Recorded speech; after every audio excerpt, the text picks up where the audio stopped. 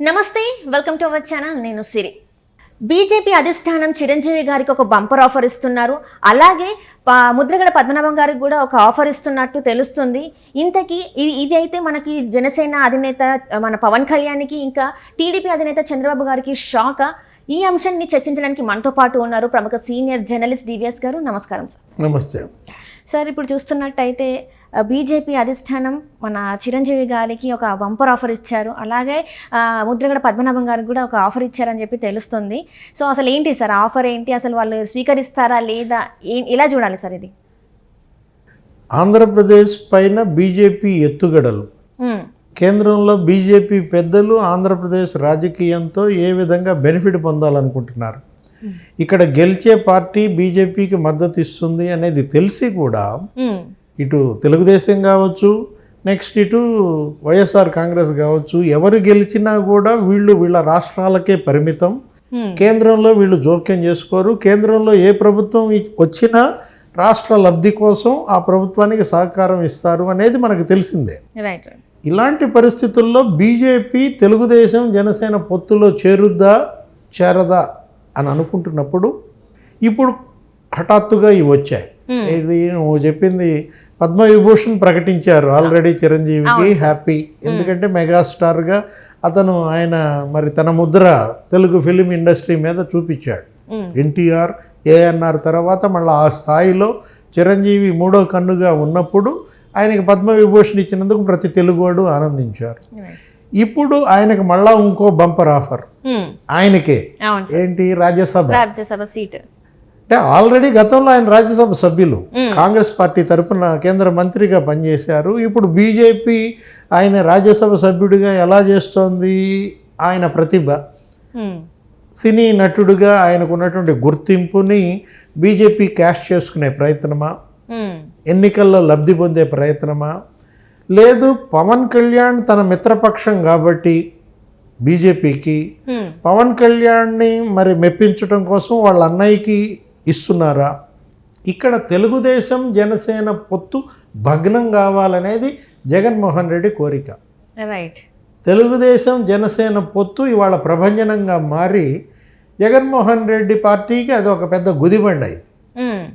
ఎట్టి పరిస్థితుల్లో రేపు జగన్మోహన్ రెడ్డి అక్కడ గెలవలేడు, తీవ్ర వ్యతిరేకత ఉంది, ఘోర వైఫల్యాలు ఉన్నాయి, ఆయన ఏది సక్సెస్ చేయలేకపోయాడు, 5 ఏళ్ళు ఫెయిల్యూర్ సీఎంగా మారాడు అన్న పరిస్థితుల్లో చెల్లి ఇవాళ అన్న మీద అక్కడ యుద్ధం ప్రకటించింది. ఇది పులి మీద పుట్ర, ఇది ఊహించని పిడుగు. ఇప్పుడు ఆయన దిక్కుతోచని పరిస్థితుల్లో రేపో ఎల్లుండో ఢిల్లీ వెళ్తున్నాడు. ఆయన ఢిల్లీ వెళ్తుంది కూడా ఈ పని మీదైనా, పొత్తుని విచ్ఛిన్నం చేయడం. ఈ పొత్తు సక్సెస్ కాకుండా బీజేపీ ఎలా ఎత్తులు పావులు వేస్తుంది. బీజేపీ వైసీపీ బి టీం అంటున్నారు, రహస్య స్నేహితుడు అంటున్నారు. ఇది ఎవరో చెబితే మనం నమ్మం, వాళ్ళ చెల్లె చెప్తోంది. అంటే జగన్ గారు కూడా మొన్న చెప్పకనే చెప్పినట్టు మనకు ఒక సభలో చూసాం, మేము బీజేపీతో కలిసి నడుస్తున్నాం అని చెప్పేసి మాట్లాడారు. అండ్ అది చూస్తే ఆయన కూడా భవిష్యత్తులో కూడా బీజేపీకే మా మద్దతు, ఎందుకంటే గెలిచేది మోడీయే, అక్కడ ఇండియా కూటమి భగ్నం అవుతోంది, అక్కడ నితీష్ కుమార్ కూడా బయటకు వచ్చేసాడు, ఇక రాహుల్ అక్కడ ప్రధాని గాడు, మోడీ ప్రధాని నెక్స్ట్ అనేది ప్రజల్లోకి వెళ్తోంది. కాబట్టి బీజేపీ ఆశీస్సులు పొందే ప్రయత్నంలో జగన్మోహన్ రెడ్డి ఢిల్లీ వెళ్తూ ఇప్పుడు చిరంజీవికి రాజ్యసభ, ముద్రగడ పద్మనాభంకి గవర్నర్ గిరి మీద ఇవాళ నడుస్తోంది. యూట్యూబ్ అన్నిటిలో కూడా సోషల్ మీడియా హల్చల్. అంటే కాపు సామాజిక వర్గాన్ని బీజేపీ ఓన్ చేసుకునే ప్రయత్నంగా చూస్తామా? ముద్రగడ పద్మనాభం అనేక పార్టీలు మారారు, ఆయన లేని పార్టీ లేదు. ఆయన యాక్చువల్గా 45 ఏళ్ల రాజకీయ అనుభవం, ఆయన లోక్సభ సభ్యుడిగా, శాసనసభ్యుడిగా, మంత్రిగా అనేక స్థానాల్లో పనిచేశారు. కాకపోతే కాపు ఉద్యమం తలెత్తుకున్న తర్వాత ఆయన ఏ రాజకీయ పోస్టు చేయలేకపోయాడు, ఒక సెక్షన్కే పరిమితం అయ్యాడు. సరే, కాపులకు రిజర్వేషన్ల కోసం పోరాడాడు. కాపు ఉద్యమం కూడా ముద్రగడను ఓన్ చేసుకుంది. ఈ పరిస్థితుల్లో ముద్రగడ పద్మనాభం గనక గవర్నర్ ఇస్తే కాపులంతా బీజేపీకి మద్దతుగా నిలబడతారు. చిరంజీవిని కూడా రాజ్యసభ గనక చేస్తే ఇక ఆ సెక్షన్ మొత్తం తనకే సాలిడ్గా పడిపోతాయి. పడిపోతున్నాయి. Right. అంటే ఏంటి, బీజేపీ ఒంటరిగా వెళ్తుంది అంటున్నారు. ఆంధ్రప్రదేశ్లో 175 నియోజకవర్గాల్లో బీజేపీ కంటెస్ట్ చేసే అవకాశం ఉంది. తెలుగుదేశం జనసేనతో అలయన్స్తో వెళ్ళడం లేదు అనే దీంట్లో వాళ్ళు ప్రభుత్వ వ్యతిరేక ఓటును బలంగా చీలిస్తే, ఏది ప్రభుత్వ వ్యతిరేక ఓటు గంపగుత్తగా తెలుగుదేశం జనసేనకు పడితే ఘన విజయం. రైట్. కానీ అక్కడ ఏపీలో మనం చూసుకున్నట్టయితే గతంలో చూసినా కూడా ఇప్పుడు చూసినా కూడా బీజేపీకి అంత స్కోప్ కనిపించదు కదా సార్. ఎందుకంటే బీజేపీ అనే ఎక్కడ కూడా ఒక నాయకుడు అనేది గట్టి నాయకుడు లేడు కదా సార్. సో అంతే కదా, ఇప్పుడు రాష్ట్ర విభజనలో అసమానంగా జరిగింది, ఆంధ్రప్రదేశ్కి అన్యాయం జరిగింది. 16,000 కోట్ల ఆర్థిక లోటులో ఆంధ్రప్రదేశ్ను రాజధాని లేకుండా చేశారు. అటు రాజధానిని కోల్పోయారు, ఇటు 16,000 కోట్ల లోటులో మునిగారు. విభజన నష్టం ఒక ఎత్తు అయితే జగన్ నష్టం ఇంకా దానికి 10 రెట్లు.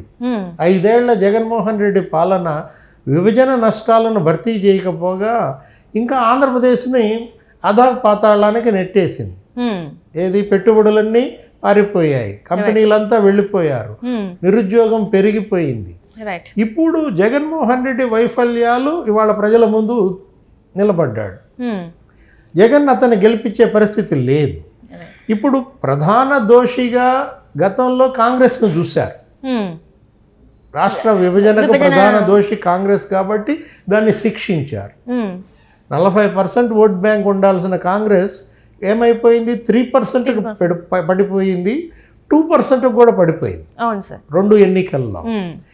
ఇప్పుడు రెండవ దోషిగా ఉన్నటువంటి బీజేపీ ఇప్పుడు రోల్స్ మారాయి. ఏంటి, ఇప్పుడు బీజేపీ ప్రధాన దోషి అయింది, కాంగ్రెస్ పుంజుకుంటుంది. ఇప్పుడిప్పుడే మళ్ళీ అడుగులు వేస్తుంది. కాంగ్రెస్ ను కొంచెం క్షమించే పరిస్థితి వచ్చింది. ఎందుకంటే ఇక చచ్చిన పామును ఎందుకు చంపడం అని చెప్పి ఇక దాన్ని వదిలేసిన. దీంట్లో ప్రత్యేక హోదా ఇవ్వకపోవడం, ఏ కాంగ్రెస్ పార్టీ అయితే ఆంధ్రప్రదేశ్కి అప్పుడు అవి కోల్పోయినందుకు ఇచ్చినటువంటి 6 points formula Manmohan Singh announce చేశారు. పరిశ్రమలకు ప్రత్యేక రాయితీలు, ప్రత్యేక హోదా, ఇట్లా అనేక ఇచ్చాడు ఆయన. పోలవరాన్ని జాతీయ హోదా చేయడం. ఇప్పుడు ఏమైంది, పోలవరం ఇంతవరకు పూర్తి కాలేదు, పోలవరానికి నిధులు 1000 కోట్లు పెండింగ్ పెట్టారు. ఎప్పటికి పూర్తవుద్దో తెలియదు, ఏది అమలు చేయలేదు. విభజన చట్టంలో అంశాలు ఏవి అమలుకు నోచుకొని పరిస్థితుల్లో స్టీల్ ప్లాంట్ రాలేదు, మెట్రోలు లేవు. ఇప్పుడు ప్రధాన దోషి ఎవరు, బీజేపీ. ప్రజలు బీజేపీని మాత్రం సహించే ప్రసక్తి లేదంటున్నారు. బీజేపీ ఎవరితో అలయన్స్ అయితే ఆ అలయన్స్ కూడా నష్టపోయే ప్రమాదం ఉంది. తెలుగుదేశం జనసేన గనక బీజేపీతో పొత్తు పెట్టుకుంటే అది జగన్మోహన్ రెడ్డికే లాభం కానీ వీళ్ళకి నష్టం అని ప్రజలు అనుకుంటున్న పరిస్థితుల్లో బీజేపీ ఒంటరి పోరు అనివార్యమైంది. 175లో పోటీ చేస్తుంటే మరి ఏం చేయాలా, ఎలా గెయిన్ చేయాలి, గెలిచే వాళ్ళని ఎలా ఓడించాలి, ఓడే వాళ్ళని ఎలా గెలిపించాలి.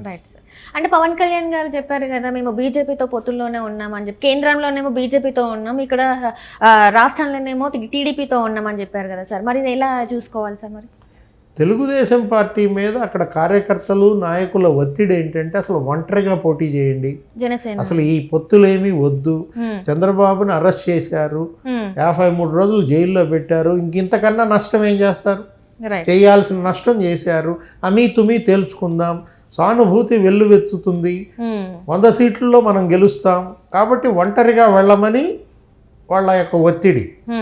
కానీ ఇవాళ ఏంటి, రిస్క్ తీసుకోవటానికి చంద్రబాబు సిద్ధంగా లేరు.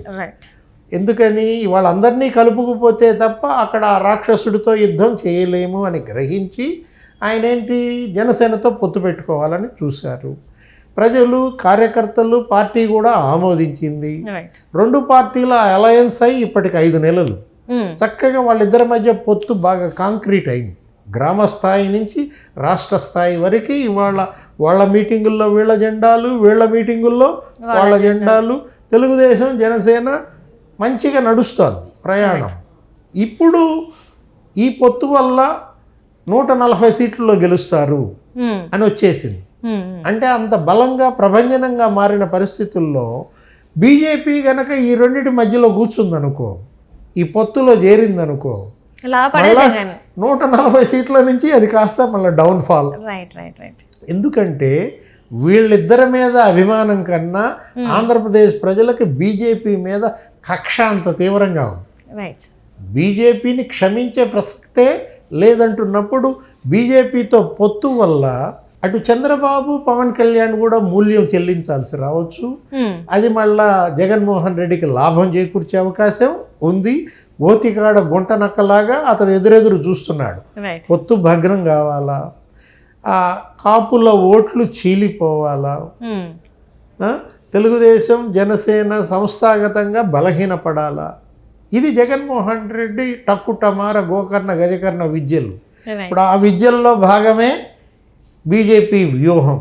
ఏది చిరంజీవి ప్రతిభకు ఆయన నటన చాతుర్యానికి మెగాస్టార్కి రాజ్యసభ ఇస్తే హ్యాపీ.